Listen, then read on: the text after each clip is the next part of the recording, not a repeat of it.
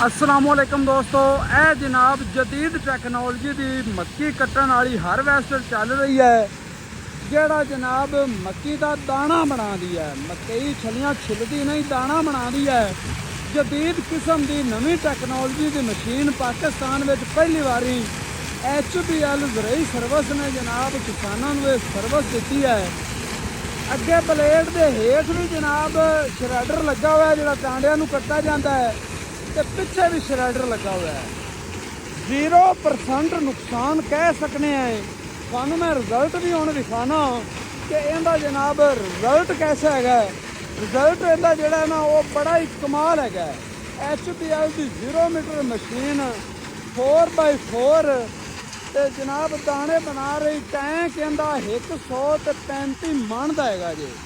ए देखो पिछे जनाब हर शह चूरा करके सट्टी जाती है। टांडे ने हुण तक जिहड़ी खुराक लई सी DAP यूरिया वगैरह वगैरह वो सारा कुछ हट के जमीन दे विच ही मिक्स हो जाना है। जमीन जनाब मालक पिछू बनाई भी आते हैं। पिछे जमीन वही पई है, पिछू जनाब मुंजी भी लगाई आते हैं। हुण मैं तुहानू रिजल्ट चेक कराना। ए वेखो जनाब, ए कोठे दे उत्ते दा हैगा जे रिजल्ट।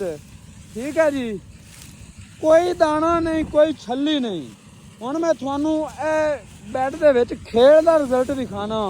ए वेखो, ठीक है जी, ए वेखो, ठीक है, ए वेखो, कोई भी कलील दाना थानू नज़र आवेगा क्योंकि खेत कदे भी वेले नहीं हुंदे। वरना जनाब कमाल दी मशीन जनाब लैके आई है HBL ज़रई सर्विस किसाना वास्ते।